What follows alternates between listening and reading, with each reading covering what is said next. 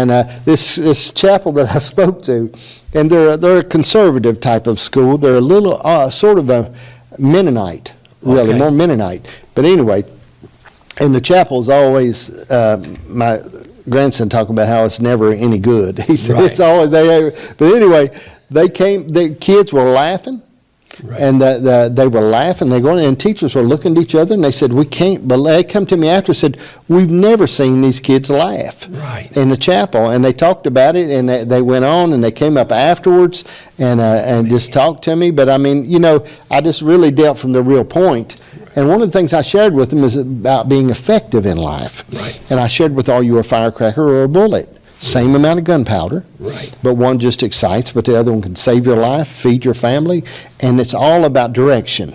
Okay, so if we have direction in our life, how we can really change things and make a difference. Right. And what gets us off direction sometimes are people we let in our life and things like that.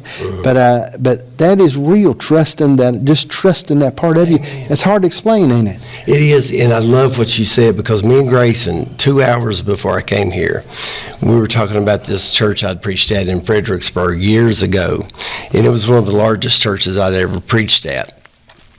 And when I first got up there, they knew I was from the hills of Virginia, and I was introduced that way. Right. And so they kind of looking at me like, "You ain't from around here, son."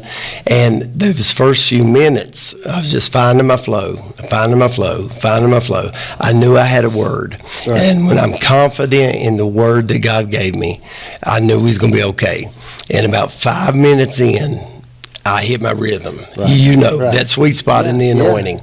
And we ended up having a great meeting. That church called me back multiple times. But that first 5 minutes, you know how people are. If they don't know you, they go outside on you sometimes, and you got to kind of win them over. But there's something about the anointing, and you feel it when you get out of you and step over into that. Yeah. And that happened to me. It's so odd that you were talking about that right now, because just 2 hours ago, me and Grayson were talking about that very same thing. But think about how hard that is to explain. Okay, you cannot explain that to a non-believer. No, you can't. And see, I think sometimes, and there's a point we'll come back, but that when when I seen the young rich ruler in Jesus, and I think we've even shared this before, the young rich ruler, Jesus came to him, told him what he needed to do. Right. He said, "Nah." Right. Jesus went on. Right. Okay? I think sometimes we can try to drag people into this walk of God. That's good. And I'm going to share this, that are not his children. That's good.